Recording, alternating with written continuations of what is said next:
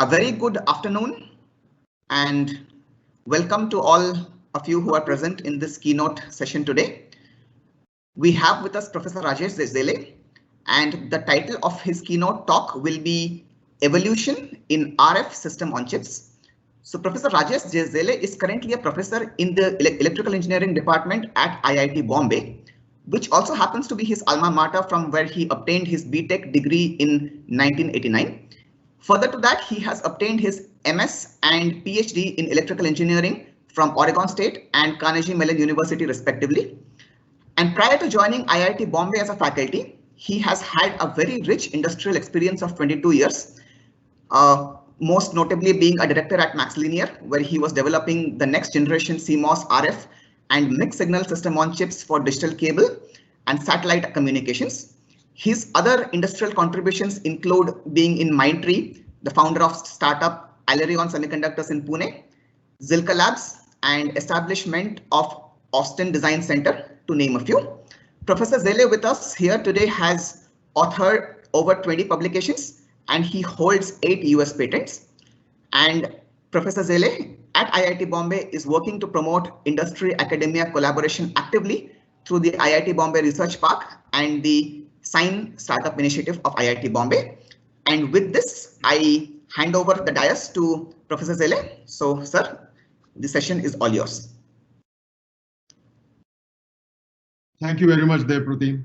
Welcome all of you to this talk. The situation is very unusual. We are all working from home or at home working, right? So today I'm going to talk about evolution in RF SoCs.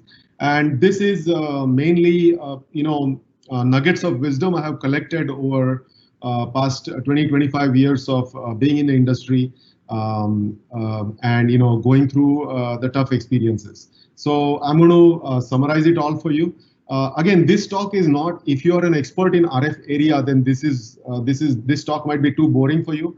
The purpose of this talk is to give appreciation for what is all this RF stuff, So my intent here is to for anyone who has not gone into any kind of RF coursework, to give them appreciation for this field, and hopefully after the talk is over, you will start looking at this topic differently, and you will start appreciating the nuances of RF design.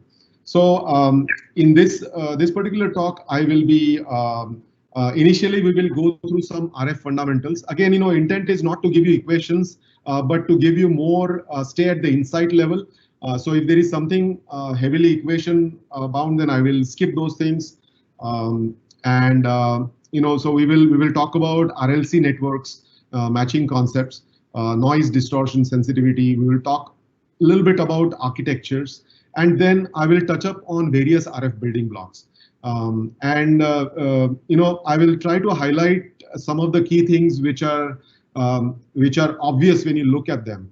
And let's say you're attending something in your group meetings, somebody is presenting with RF work. Hopefully after this talk, you will be able to make sense out of it and you will be able to appreciate it. We will also go through some of the RF CMOS technology trend, because there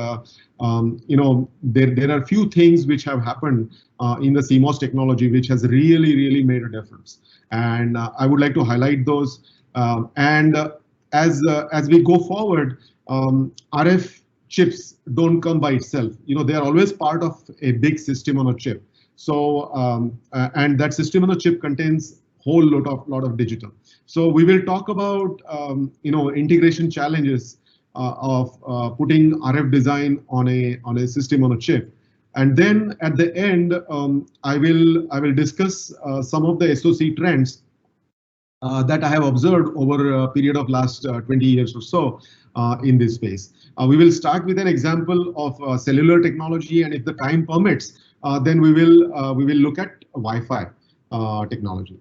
So these are all the different SoCs in this space, which I really have noticed and liked. Okay, all right. So first we will start with RF design fundamentals, and here. So what is RF, right? So RF is or wireless that we talk about is transmission, transfer of information over distance without any physical medium. Okay, so the key concept in RF propagation is that any power that's radiated from an RF source from an antenna is inversely proportional to square of frequency and also square of distance. So what this tells us, this simple concept tells us that if you have a longer wavelength signal or a low frequency signal, then it will travel great distance and it will penetrate to objects a lot better. So if you are born in the 80s, then you would probably know that we used to use a device called medium wave radio or things like that. Now those were low frequency signals which were being transmitted, and they traveled a great distance. You did not really need a repeater. The point is, though, the antenna size is big, which means that particular transmitter or receiver is not really portable. So antenna size is proportional to the wavelength. So it's reciprocal of frequency, which means that higher the frequency you go to, then the wavelength will be smaller and size of the antenna will be smaller. So the table below shows you have 900 megahertz, which is used in many of the GSM technologies. The wavelength is 33 centimeters and antenna size needs to be about 16 centimeters. So if you might remember, some of the older phones used to have this sticky, finger-like antenna, and we were also used to it. But the recent phones, none of them you see any antennas because they are kind of built into the phone, and we are going to higher and higher frequencies. Now going to 60 gigahertz. What happens is, the distance that you can travel reduces. However, the size of the antenna drops quite a lot. Now, 2.5 millimeters is pretty darn small. Now, we can try to integrate those antennas on the chip itself, if you would like to. So keep this in mind when we are talking about this whole RF space. Now, what is it that the RF chip is supposed to do? So what you see here is a skyscraper like shot, which is actually showing you frequency on the x-axis and signal strength on the y-axis. So you could have, so many different people transmitting and receiving in space, and they have allocated bandwidths so that they don't transmit on top of each other. Now, in this particular picture, the green signal that you're seeing, which is right here, this is what is our desired signal. Unfortunately, there are so many other signals which are all over around you. They are a lot stronger than you. So the purpose of RF designer or an RF chip is we would like to amplify only this signal, this desired signal, and we need to amplify it in presence of the device noise. Any device that you use will have its noise because it has some electrons flowing from one place to another. And these electrons are not, they are noisy people. So they will contribute noise. And if that noise is larger than your desired signal, then of course you cannot sniff this desired signal. So you have to do it in presence of device or ambient noise. Also, you need to do that in front of these, skyscraper type, really, really strong signals. So you have to be able to detect this signal in presence of these undesired signals. Now we would like to basically clean up all this mess and just only take this green part, and then we would like to condition it for signal processing, which means that we would like to amplify it, filter it, and then all that stuff we need to do it reliably over process temperature and voltage variations. So let's see, how do we do that? So a few concepts now I'm going to go through.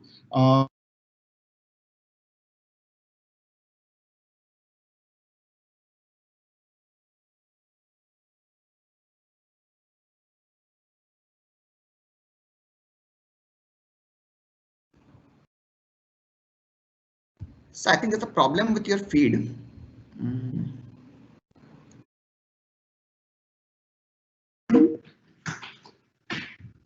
Wow, what a timing. Lights are gone. All over the place. Is it? Can we take a quick look? Just give us a few moments. There's been a technical small. Okay. Yes. Are we able? Yes, perfect, now I can perfect. See. Yeah. No, what happened is we had a electricity cut. Something happened and the lights are gone. So that's fine. No problem. Yeah. Okay. So all right, I'll get back to this again. So basically, the first, you're able to hear me okay, right?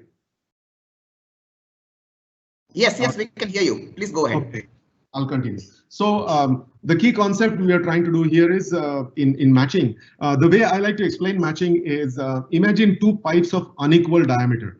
And if you don't have any kind of coupling or connection between them, then if you have water flowing through those pipes, then some of it's going to spill, some of it's going to get reflected back.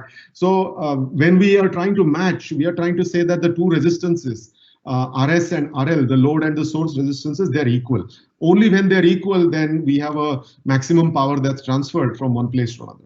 So when they are not equal, which can happen very much, in a typical situation where you have a source impedance, which is like an antenna impedance, and the load impedance, which is something on the chip, they don't match. So then in that case, you need some kind of a coupling mechanism in case of pipes. And in this case, we call it impedance matching network. So the impedance matching network kind of looks like this. You have a bunch of inductors and a bunch of capacitors. These are all passive elements, and they can they will couple from they will allow you to couple between the two, and we can either go up in an impedance or a low in an impedance. So this is the basic concept of matching that we use. The next concept is noise figure. So each device, as I said earlier, has some kind of transistors, may be anything else, right? A resistor. The current is being carried using electrons, and again, these electrons are noisy, so the devices have their own noise. As I would like to say, as shown over here, and that noise is something that limits the smallest signal that you can amplify. So noise figure is a key concept again that's used in RF terminology, where we are the way it's defined is you have noise coming from a device plus noise coming from source divided by noise coming from the source. So when you look at this expression, that gives you a noise figure. So ideally, you would like it to be 0 dB, which means the noise coming from the device is pretty much 0, but that doesn't ever happen. So we are trying to just keep it as small as possible so we can amplify really small signals. Now, the next concept is intermodulation, which kind of tells you, how linear is your amplifier. So as I've shown in the center over here, you can see the amplifier, I have shown some nonlinearity. So if I had just given this green signal right here, then we would have seen this particular green signal and we would be okay.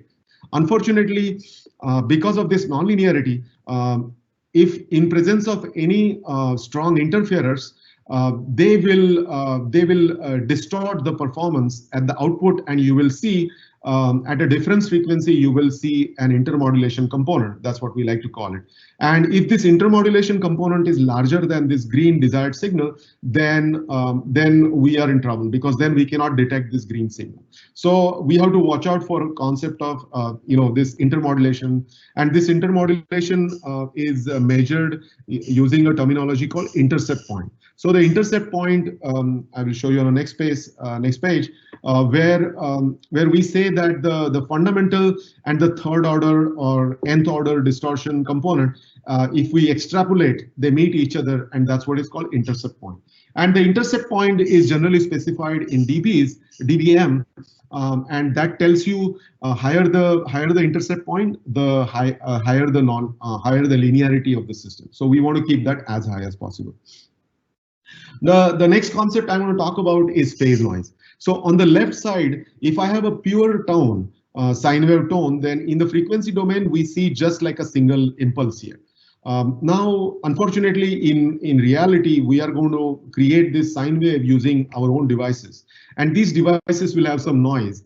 And that noise pretty much will move around this zero crossing point of the sine wave. Now, because of this movement, as you can see, the phase of the signal is randomly varying. And that random variation of the phase results in something called phase noise, which gives you this kind of skirt around your desired signal, like a pure tone. So this phase noise can really hurt your performance, and you're going to see that in the next picture. So in this particular case, here is a desired signal of 900 megahertz that we would like to amplify. So we are going to use a multiplier to down convert that signal, and I'm going to explain that a little bit in more in detail going forward. So we would pretty much take this 900 megahertz signal and we would multiply it with a 901 megahertz, so that the difference signal will be at 1 megahertz, and that 1 megahertz is the signal that we are trying to detect.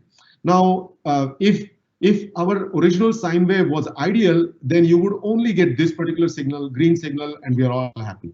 Unfortunately, because of the phase noise, we end up getting a, the sine wave starts looking like this in frequency domain. And then what it tells you is that there is some component at 900 megahertz, which is 1 megahertz away from the center frequency. And this will multiply with 899 megahertz. And the difference between them also will land up at our desired 1 megahertz. So here you can see there is a strong interferer.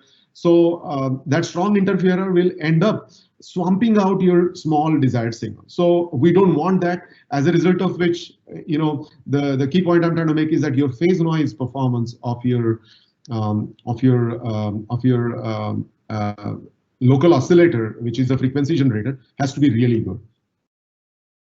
The next thing I'm going to touch up on is, again, I'm not going to touch up on all the possible combinations, but just very simple ones which are easy to digest and easy to remember and easy to relate to. So here is an example of a direct conversion transmitter and receiver. So this is our digital baseband processor. So all the signals that we are using, like for example from the microphone or any kind of data that you're dealing with, all that is being processed at relatively low frequencies, because if you are processing everything at very high frequencies, then the power consumption will be very high. So we would like to process our signal content at as low frequency in the digital domain as possible, and then we would like to upshift it to high frequency. And the reason, of course, we would like to upshift to high frequency is we would like to keep the size of the antenna as small as possible. So in this particular case, the data that comes out of the digital baseband processor is given to a D2A converter, which will convert to analog signal right here. And then we would multiply that to higher frequencies, we would filter out and clean up, and then we would have a power amplifier, which will go and transmit out of this antenna. On the receiving end, we will get the weak signal, which is coming back. The duplexer's job is to be a traffic controller. So whatever is received will go to the LNA, and whatever is transmitted will go to the antenna. Now, the received weak signal is amplified by the LNA. It's a low noise amplifier. So, your device noise does not dominate, but, you kind of sniff out the weak signal coming that you have received. And then you have a mixer, which will, where you would, mix it with some frequency, high frequency, so that you will create a sum and difference product. The difference product most likely you will filter out, and that would be your signal content. Down converted signal content, which you will convert to digital. Again, all this stuff happening here where you're dealing with information is at lower frequencies to reduce the processing power that you and also the power consumed from your DC supply.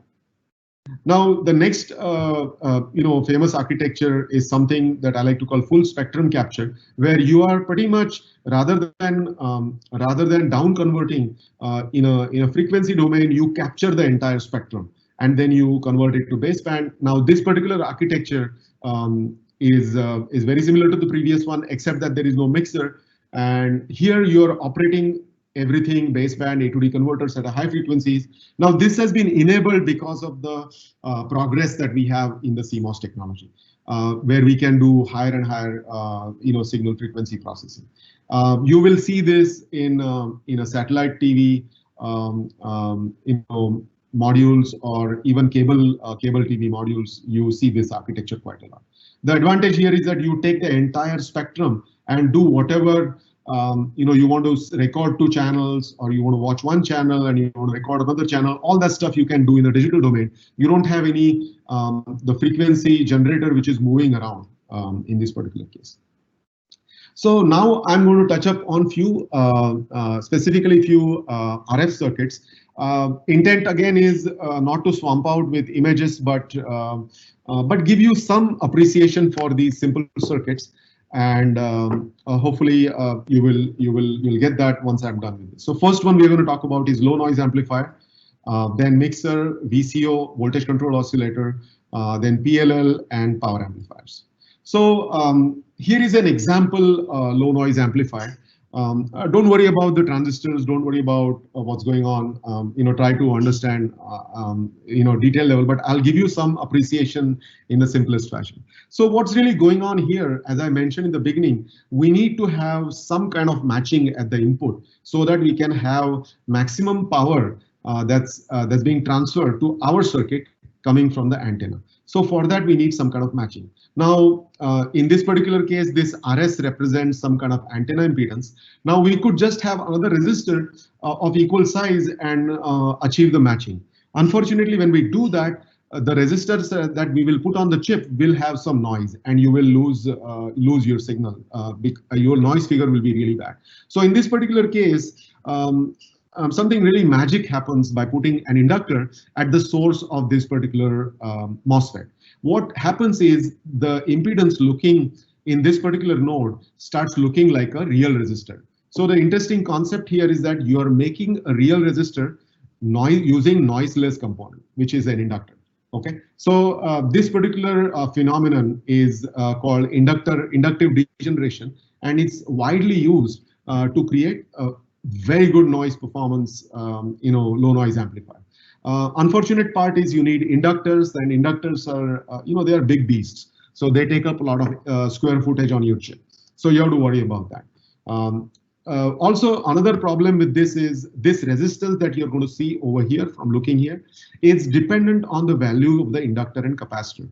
So, this is not valid at all the frequencies. It's valid only in a narrow band or narrow range of frequencies. So you have to kind of use this only when you have a narrow band operation, which is expected. The next one is called common gate configuration. So here we implement that resistance that we desire for matching using a MOSFET device. So of course, this has poorer noise performance, but the best part of this particular configuration, and is used in many places, is that this is a wideband application. So you can receive a really wide spectrum of signals over here. And with simple amplifier, one amplifier, you can detect so many signals. So this is the advantage. It's a small die area and the noise performance is poor. So you have to remember that. So to take this is a very important invention that happened in this space for CMOS is noise cancelling low noise amplifier. So in this particular case, it's kind of like a combined effect of the two previous topologies that I showed you, except that the signal gets differentially amplified, but noise is cancelled. So this particular topology is also widely used. This gives you a wideband matching operation, as well as you get noise performance, good noise performance. So you can see how the invention went about in this RF space. This particular block is, it looks like there are many transistors, but I'll try to explain it to you in a very simple manner. This is called a Gilbert cell or a double balance active mixer. So here what we are doing is the low, very weak RF signal is being fed and amplified over here at these with these bottom transistors, and this middle range transistors, they are basically like switches. So they are squashing. Using these local oscillator frequency signal, you're squashing the signal back and forth in this output device. And by doing this, you get an effect of multiplication.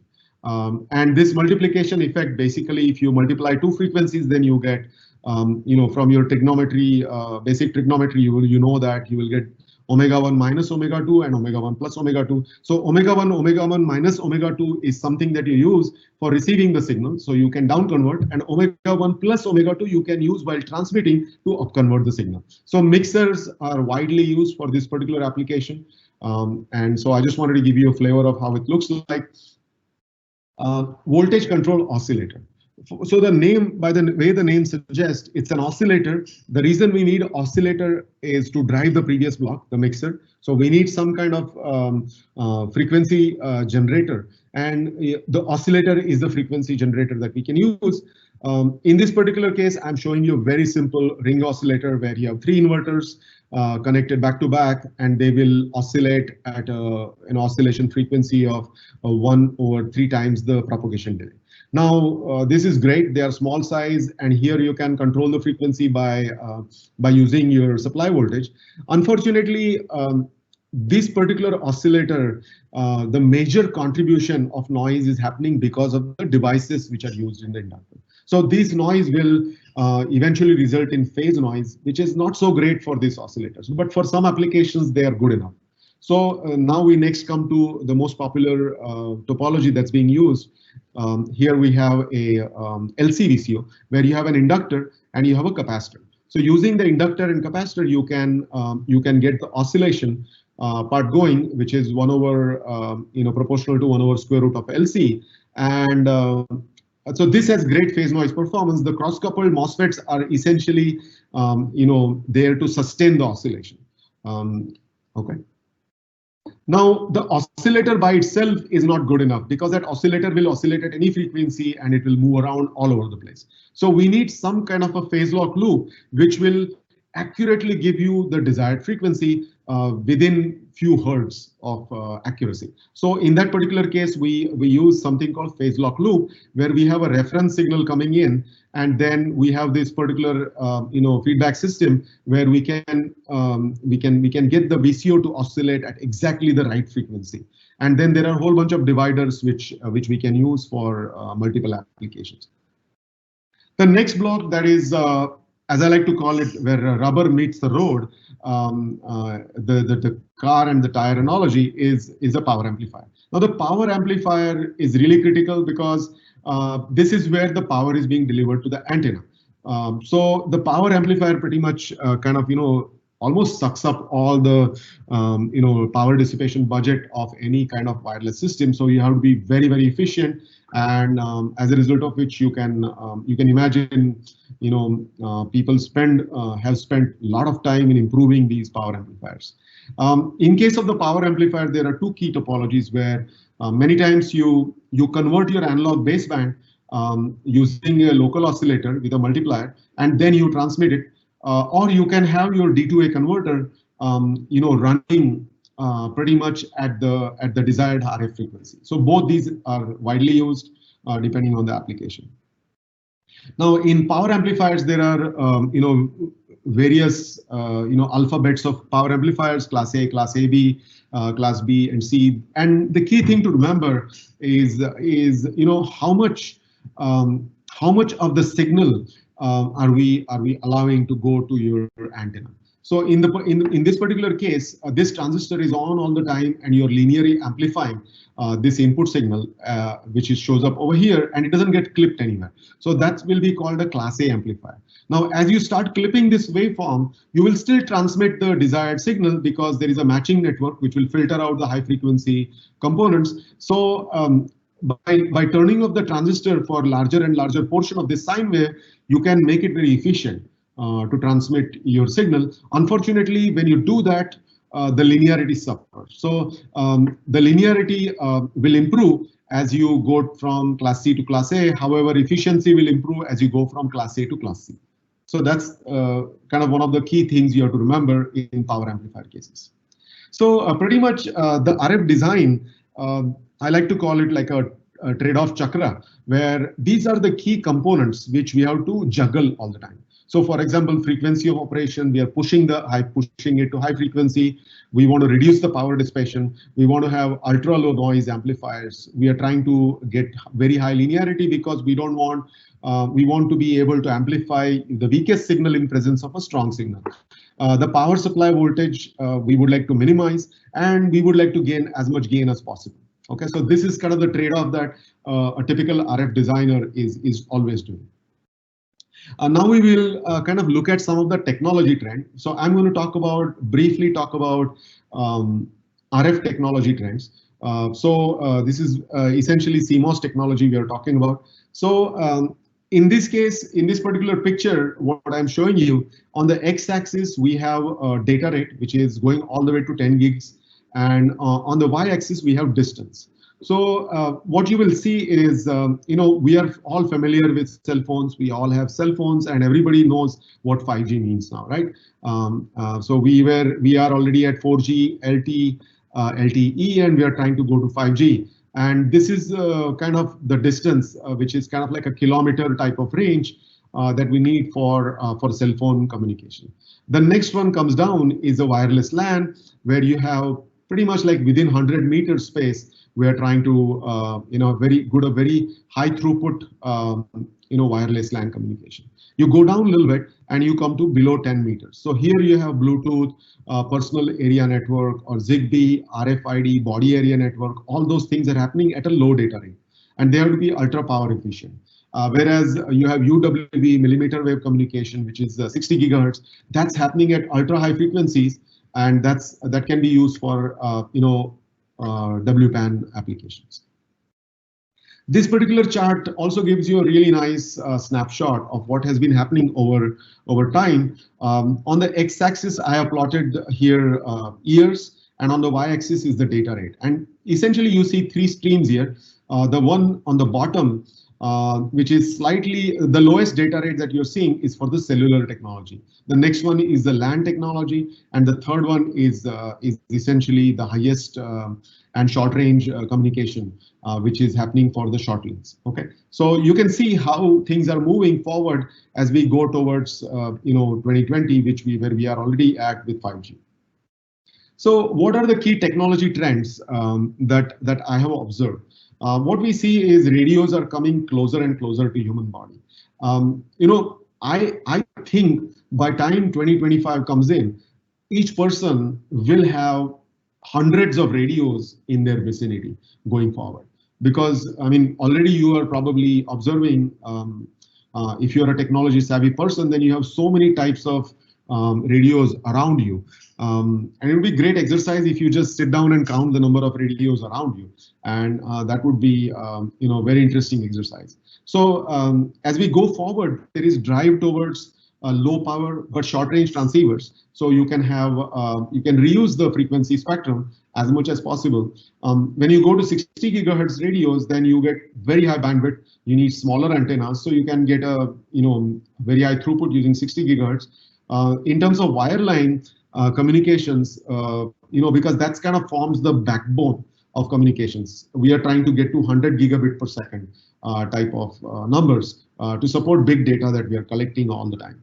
Optical networking is already here, and it's moving the technology envelope forward. And as we talked about earlier, full spectrum capture radios, they are also, they are also very prevalent lately. And all this is happening because of the dear old CMOS technology, and we're going to talk a little bit about that. So one of the most underappreciated, element in this evolution that I like to call it is an inductor. And the inductor, I mean, looks like a jalebi, and it's just a metal wire that's being coiled around. But this inductor has enabled so much in past 20 years. And hopefully by end of this talk, you will start appreciating the inductors in a very different way. So this particular inductor happens to be a micro machine inductor, but this is the best picture I could show you. And this is all happening on a chip. When I talk about inductor from your machines class, or if you have any DC motor, you have seen those big bulky inductors. So those inductors, they used to be in our early radios. They were quite big. They would take a lot of space, and they were not as reliable. So now all these inductors have been integrated on CMOS chip using copper metallization, thick copper metallization, and that has really changed the way we build our circuits. Okay, so keep this in mind because I'll be coming back to this inductor over and over again. Talking about MOS basics, we know simple standard MOS device, and this is a very simple small signal model. However, when we deal with RF and we try to do RF design, as you go higher and higher in frequencies, you have to worry about every little component in that particular device because we have to take into account the parasitic effects for this particular device. So the device modeling complexity grows substantially for high frequency RF design. The technology that we have been using, we have been when I was at IIT Bombay when I did my bachelor's, I was working on a 5 nanometer technology, and now my students are working on 28 nanometer technology here, and with some possibility of working on 5 nanometer devices. So you can see orders and orders of magnitude improvement in the CMOS technology that has happened.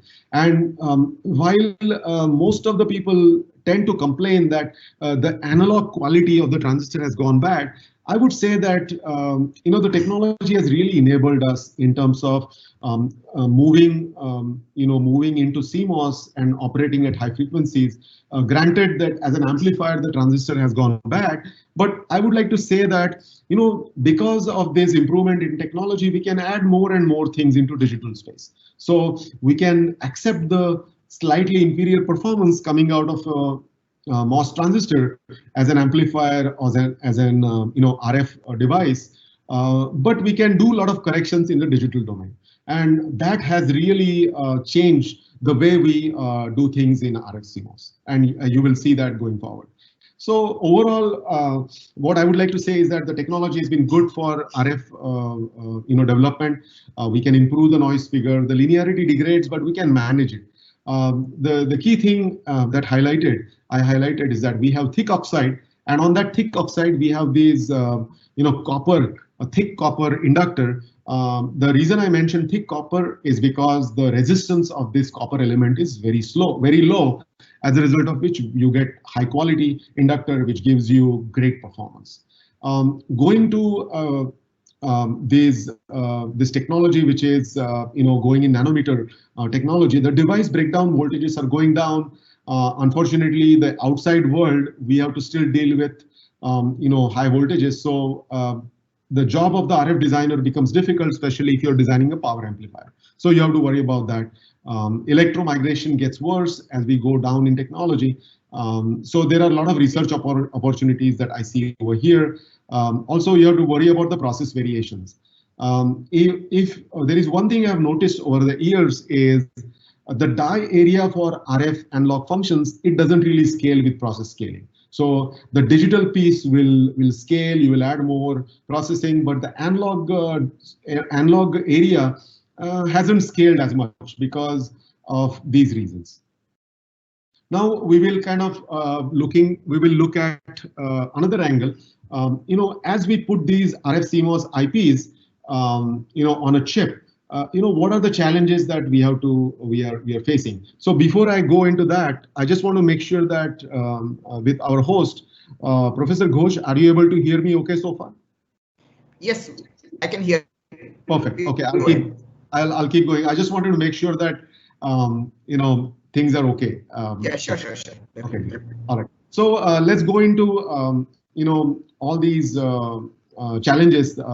First of all, what is a system on a chip? So system on a chip, basically, if you look at an older radio, you have a whole bunch of chips, whole bunch of components on one PC board, and now we are integrating everything on one chip, and that has necessitated all the digital and RF and analog, high voltage, low voltage devices to coexist in a very noisy environment. So I've been doing this for so many years. So I just wanted to bring out those challenges that we face when we put these things together. So let's look at this is a very telling picture, although it's old from 2015, but you can appreciate what's really going on in this space. So if you look at this on the y-axis, you have level of integration, and on the x-axis you have year, and they are kind of ballpark year. So 2000 space, you can see there was a BiCMOS receiver, and it has ADC here. Even before this, when I was working at Motorola, we worked on one of the first zero IF transceivers, and there is something called Talkabout Radio. If you, for those people who are in the US, if you go to Walmart or any shopping place, you will see those radios still selling like hotcakes. And we worked on that there. We pretty much had everything on a chip. And that was in a BiCMOS technology. But there, everything was analog. We didn't put any digital because we were really scared putting digital on the same chip. We felt that the performance will be inferior. However, as time went by, people became adventurous and they started to coexist. How do we coexist with digital? So the first such attempt was around 2000, where we have A2D converters also in the same chip. Around 2008, you also had a transceiver. This was a BiCMOS one in 2000, but this was a CMOS.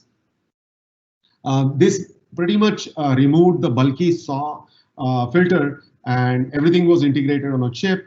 And then we went forward with multi-band. So this was a single band, but now we have multi-band radio all coexisting on the same chip. And you can see this digital piece here, which is quite a lot. The one that I'm showing you here, highlighting, you can see that the RF piece is out here, and this whole rest of the area is occupied by digital. The last one that I'm showing you, where you have also power amplifier integrated on the same chip. So the power amplifier integration is also critical and crucial piece, because the power amplifier is handling a lot of power, and it ends up heating your entire chip and disturbing your rest of the critical RF circuit. So you have to be very watchful of that. So in this particular case, what I saw as trends and challenges is, first of all, we are all moving towards high frequency. So 60 gigahertz type of transceivers are coming. It's going to be inevitable that we'll be all moving and working towards that. So there, the device behavior is not lumped anymore. So you have to worry about the distributed behavior of the transistors, and you have to have, basically the simulations become ultra slow. You have to do lots of things to get accurate prediction of how your device is going to behave. You have to do a lot of electromagnetic simulations as you go up in the frequency. There are a lot of multi-mode radios are coming. So I don't think in future you will see a radio for single type. You always have a whole bunch of types of radios integrated on the same chip. Diversity is here. Diversity means you have multiple antennas and multiple receivers, so that you can detect the signal with higher path gain. Okay. So you will have multiple RF front end on the same chip. You'll have multiple VCOs. So in this particular case, the frequency planning becomes extremely important, because you don't want one RF carrier interfering with others. In terms of system on a chip, what is the key challenge? Basically, you have sensitive RF circuits which are trying to detect microvolt type of signals, where on the same substrate there is a digital CMOS circuit which is banging the signals 0 to 1 volt, and definitely that is going to propagate through the substrate, and it's going to show up in your RF circuit. So you have to use a lot of circuit techniques and layout techniques to minimize the effect of these. Substrate noise coupling, we talked about crosstalk.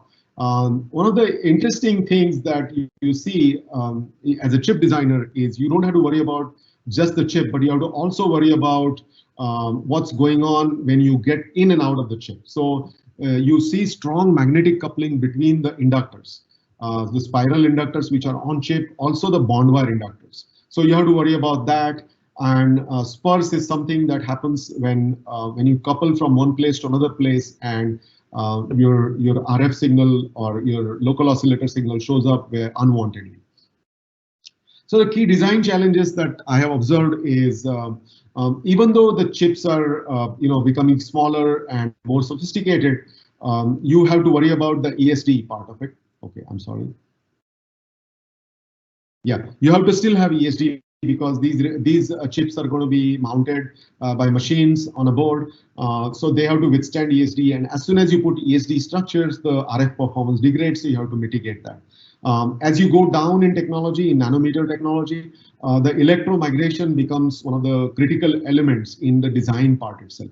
Electromigration is the current carrying ability of the wires on a chip, and that has been degrading substantially as we go to smaller and smaller wires with technology, as we go to nanometer technology. The reliability of the devices is a key concern, because you're trying to still get high voltage signal using a low voltage device. For these nanometer technologies, for mechanical polishing, you have to put in metal fill at the end. And this metal fill really messes up your RF performance. You have to worry about that. So the EDA tools have to be ultra sophisticated to be able to help you with all these effects. so that whatever you tape out as a chip really shows up when it comes back with the same performance. Otherwise, you will get something that you cannot predict, and that is not acceptable when you're trying to bet about $1 million for a mask set for a chip. So you have to really invest in all these things. Also, the design kits have become sophisticated. Many of the companies, they do their own test chips so that they can do their own process design kits. Beyond IC design, also you have to worry about. So this is a great picture which will show you, some kind of appreciation about what really going on. So the one here is some kind of chip which has been wire bonded. So this is the die of your RF and digital SoC, and then you have these bond wires which are coming out and connecting to the pads. And this is your PCB where you are hooking up and different connectors. So you have to really worry about the parasitic effect of all these mutually coupled inductors, also the capacitance, distributed capacitance, inductance effect of all these wires when you're doing the design. In early days, when you're doing relatively low frequency circuits, you only worried about the chip, but not anymore. So you have to worry about this whole outside picture, which is your playground now, that you have to worry about it and make sure that you are able to handle all this stuff. Otherwise, the results you're going to get, they are going to be very different than what you expect. So now I'm going to, I have about 10 minutes left. So I'm going to quickly go through some of the trends. And this is something that this is our favorite exercise. Shubham, Vijay, Hamid, and Sumit, they are my students. And we love to study history in this space. And we have put together this presentation so for you to appreciate what's really going on in terms of technology. Most likely, I won't get a chance to go through Wi-Fi piece, but at least I'll try to go through the cellular piece. So this is like a first generation of a cell phone. And as you can see, I mean, for most of you who are undergrad right now, I don't think you have ever seen that this particular type of device. And this is called a it's a brick phone, or when it came, now it's affectionately called, and you can, I mean, it looks almost like a cordless phone, which is nowhere to be seen lately, right? So this phone was developed in 1980s, and this has a bipolar technology that was used. You can imagine it consumes about 1.1 watt and supplies 6 to 8 volts. So pretty big phone, but it did the job. And the second generation of phone that you see, what I'm showing you here is this happened in 1995. And here, again, it's using bipolar technology, reasonably low power in hundreds of milliwatts, 2.7 volt. And in this particular case, the thing I would like to note is the gray boxes that you see, okay, out here, these gray boxes, they are outside the chip. So white stuff is all integrated on a chip, but the gray boxes are still outside the chip. So, and here is a picture of it. And as I like to bring out to you, you can see that there is an inductor, all these inductors. So we could really do things on a chip only when, not just when the CMOS technology could handle it, but also when we could start doing these inductors on the chip. Otherwise, life was very complicated for us as an RF designer, because you had to go out to build a quality inductor. Okay. So here you can see there are maybe 1, 2, 3, 4, 5, 6, some 7, 8 inductors over here. And there is a receiver, transmitter, and synthesizer over here. Okay, let's move on to the next one, which is 2000, which is the third generation. So this is, in this one, this is a direct conversion. So which means that, there are no filters. Everything is integrated. You just down convert directly from RF to baseband, and everything is integrated on the chip. Okay, so this is 0.18 CMOS technology. Again, 2.7 volts. So this is the first CMOS transceiver that I'm showing you, receiver I'm showing you. Okay, and here I wanted to show you the layout of this receiver. It's a beautiful layout. You can see it's so symmetrical. And all these circular things that you're seeing here, they are the inductors. So you can see that every RF SoC chip has these coils, and these coils have really enabled us to integrate more and more functionality on a chip. And here is the third generation cell phone chip from Berkana Qualcomm. And here what has happened is not just the cell phone technology, which is 2G or 3G, they have also integrated the GPS part. on the same chip. So this is done in RF CMOS process, 0.18 micron RF CMOS process, and you can see the level of integration growing, number of transceivers integrated on the chip that has gone up to. And here is a diphoto of the chip. And one thing you notice immediately is these coils, right? These inductors, which are all over the place right now. So as you go to more and more multi-band radios, then you need these more and more inductors for that specific channel. The next one is the fourth generation. So fourth generation is a very data-centric cell phone. So this has 2G, 3G, and 4G LTE long-term evolution standard also. And in this case, this was done in 55 nanometer CMOS technology. This is a Marvell and Qualcomm product. And what you see in this is you can see there are a whole bunch of different receive and transmit path. There is a diversity receiver. And there is a lot of digital processing that happens on this chip, which you can see in the next chart. So you can see here, this particular slide is a telltale sign of what's really happening in RF SoCs. If you see carefully, if you follow my mouse, you see receiver over here, okay, and you see the PLL part receiver over here. There is a transmit part PLL over here, and there is a transmitter. So you can see a lot of distance between these two for isolation, and then between the PLLs also. And another interesting thing that you see is there is a whole bunch of digital that's going on in between on the same chip. So here the digital is kind of separating the two domains, two RF domains, as I would like to say, the receiver part and transmitter part. So very interesting layout technique that they have used.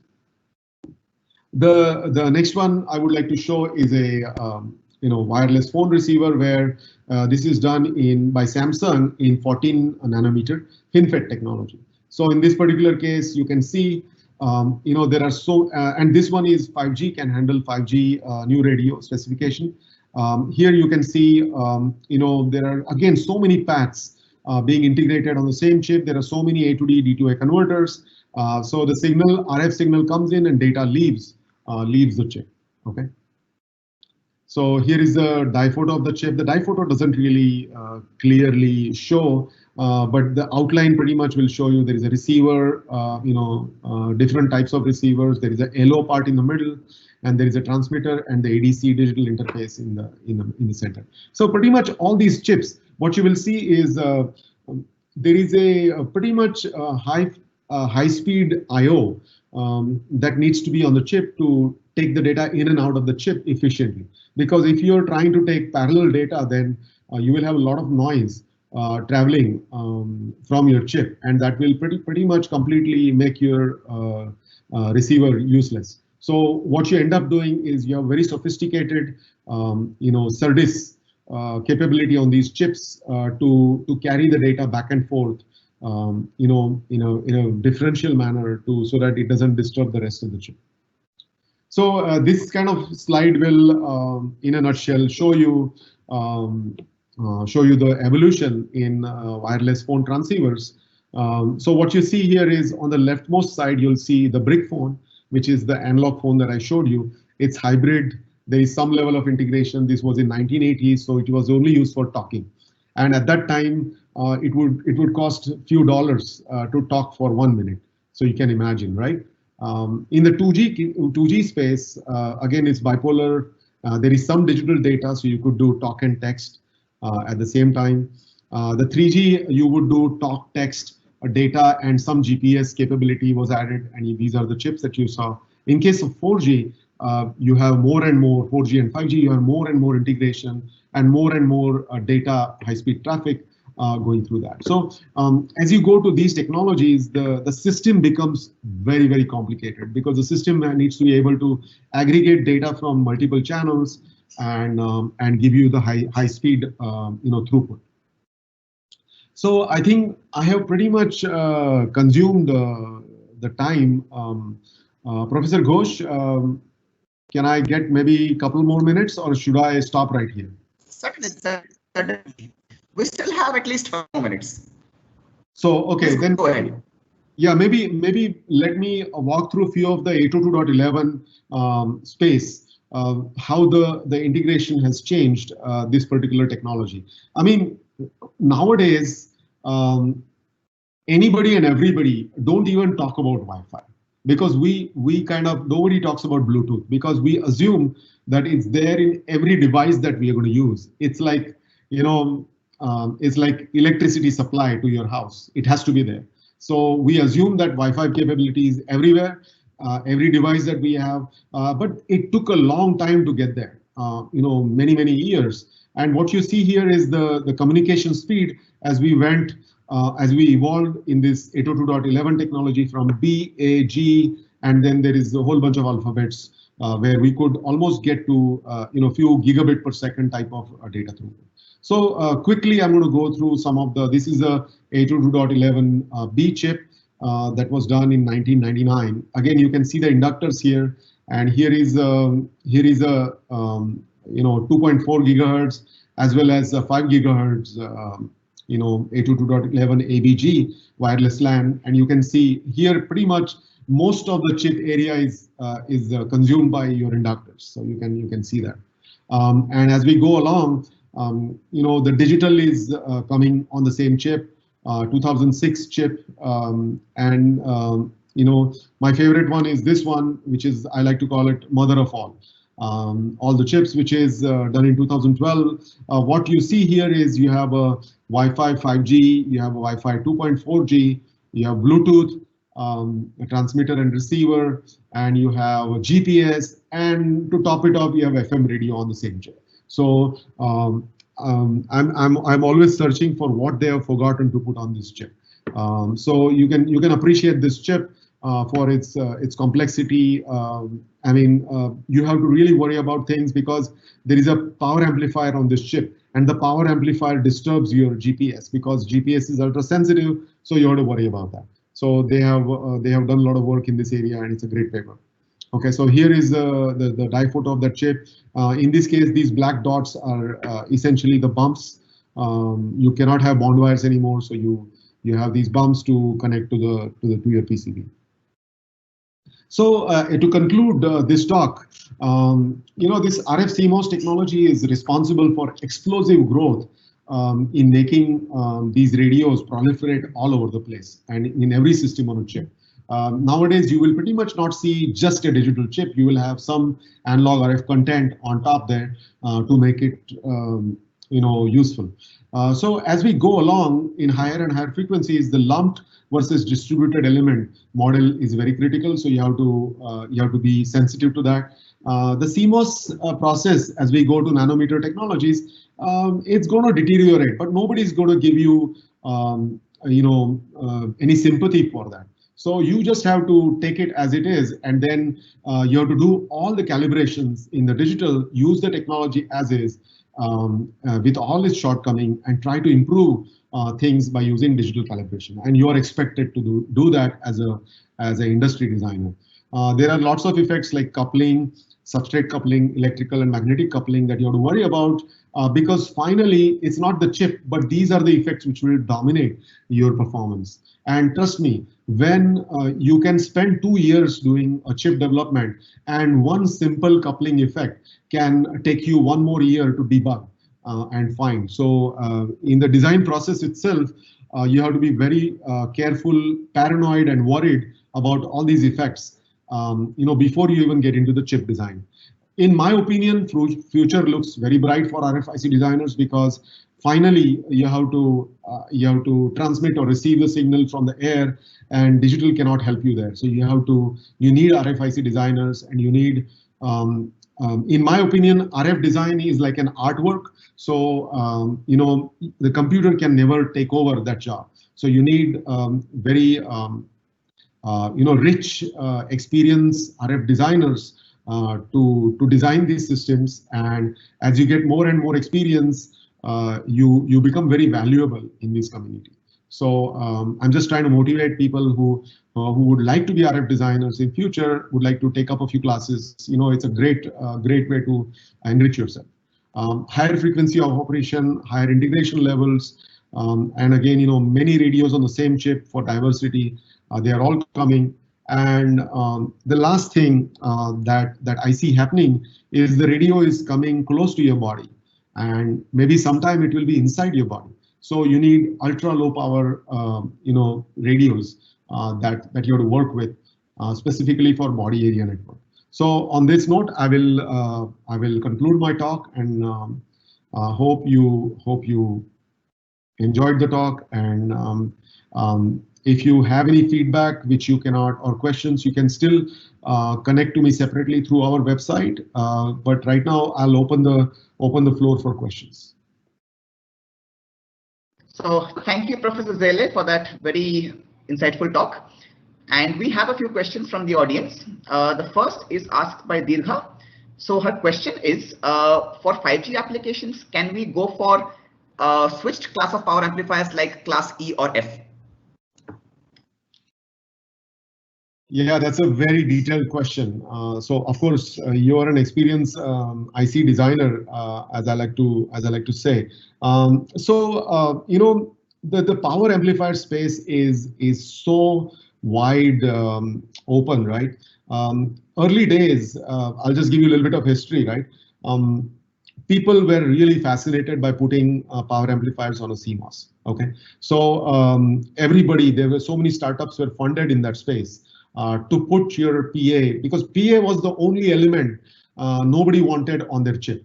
Like if I'm designing a chip, I really don't want a PA on my chip, because once the PA comes to live with you, then your life is hell as a designer, because it heats up your chip, and the PA is transmitting really high power, and it's going to come back and even disturb your digital pieces. So coming back to your question, you are talking about switch PAs, right?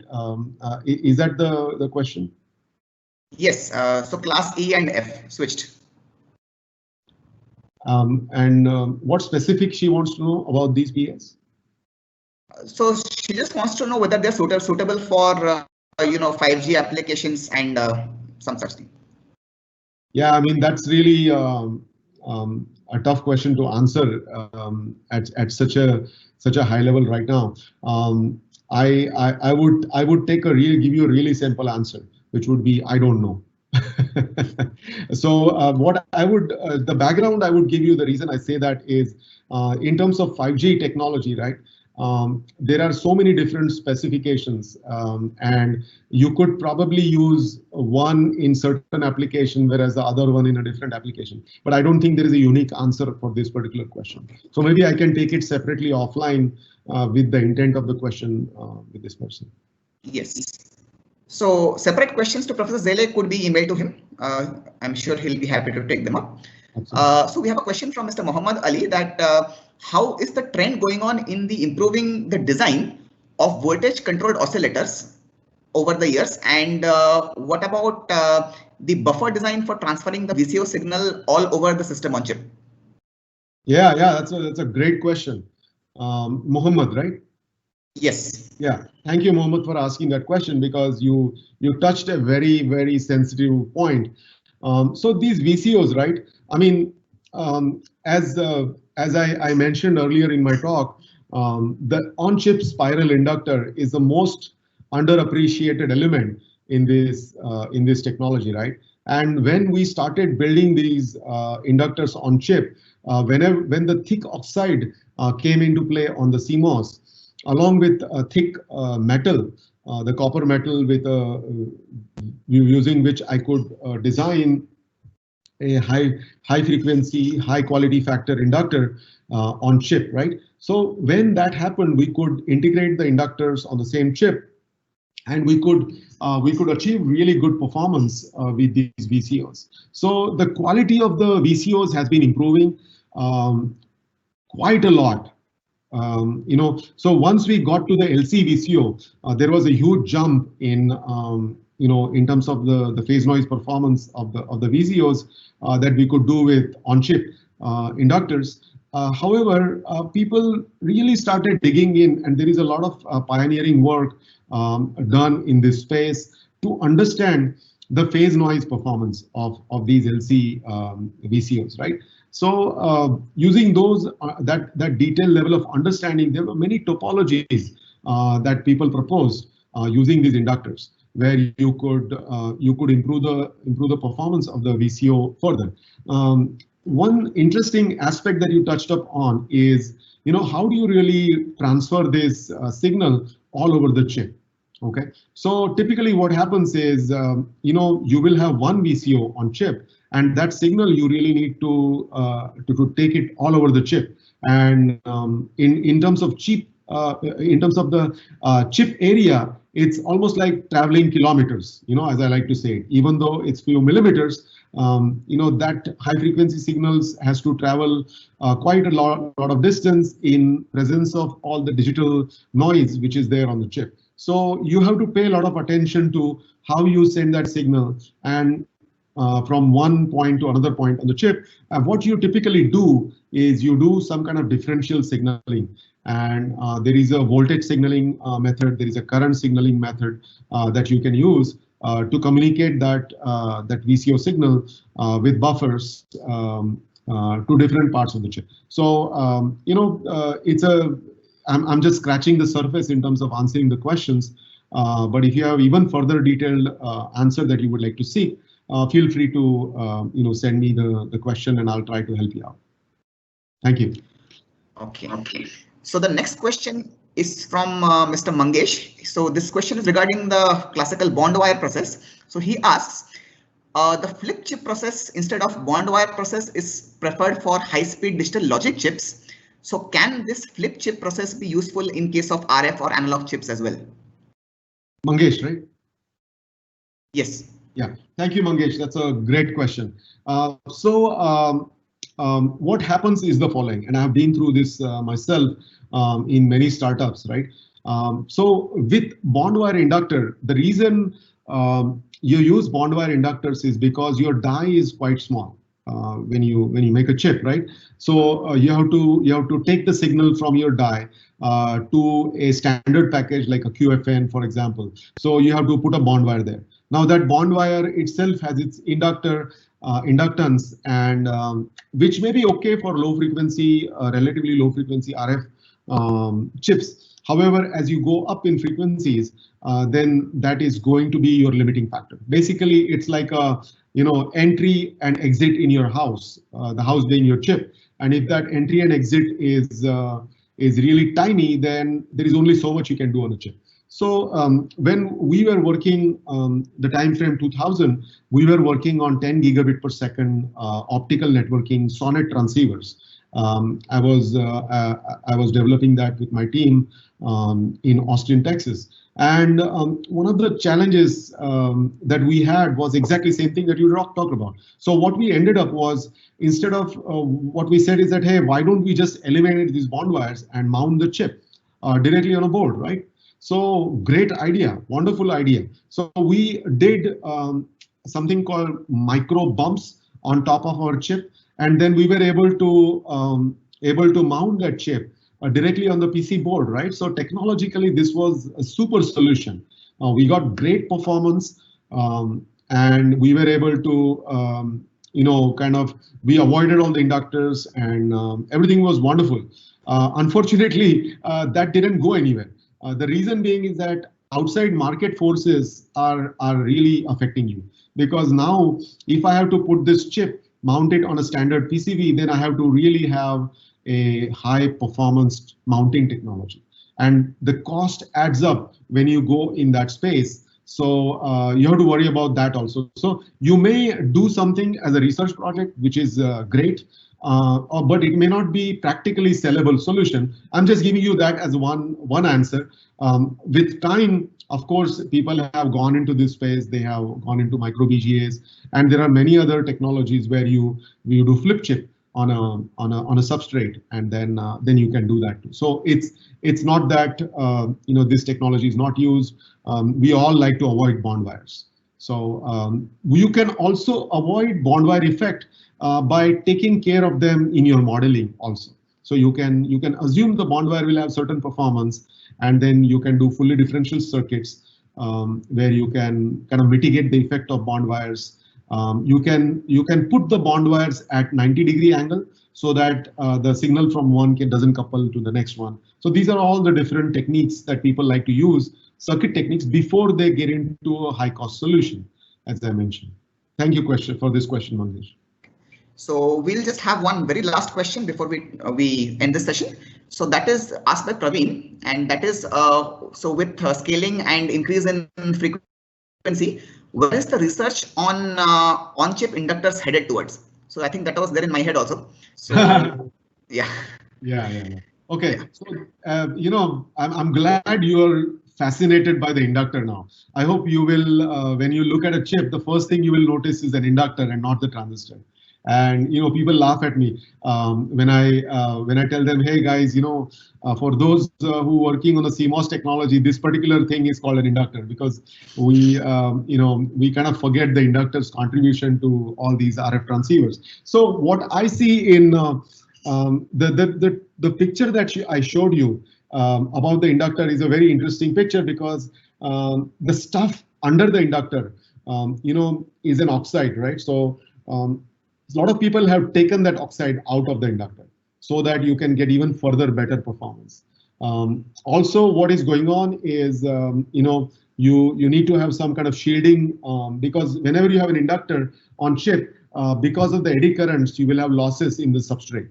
So, there is some kind of pattern ground shielding that you need to put under there.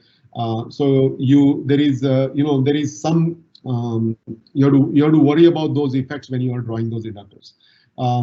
Other things you have to also worry about is that how is your inductor, if you're doing a VCO using that inductor or a low noise amplifier, many times we think that this poor inductor will be the victim, and it will be disturbed by the other magnetic fields. But many times these inductors can be aggressors, and they could be transmitting a very strong RF signals to other parts of the chip. So you have to worry about that, and how do you mitigate their magnetic field to other parts of the chip also. So here are the few issues that you have to deal with when you go to the inductor design. And when you go to 60 gigahertz type of frequencies, the inductor doesn't really behave like inductor anymore, right? So you have to worry about kind of transmission line type of effects, and each and every contact, each and every routing you have to model. And there are many software tools like Sonnet or EMX. These are by ANSYS. There is another tool. So those are the various tools you have to use them to take into account. And suddenly one inductor and few connections will take you a lifetime of simulations to figure out what's going on. The unfortunate part in all this is you start to get lose insight while you're designing the chip. So as a designer, my piece of advice to you is, kind of initially stay at the simplistic level, try to understand what's really going on before you jump into the simulation land.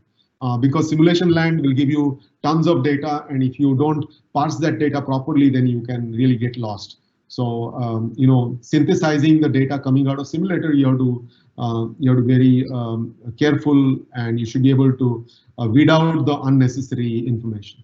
Thank you. So I think that's about it. We can end the session now, the live session. So thank you very much everybody for attending, and for all your questions and the discussion. Yeah, thank you very much. Please enjoy the rest of the conference. We shall catch up. Thank you everyone, and these are tough times, so stay safe and make sure you follow social distancing. Thank you again. Yes, that's very important. Thank you so much.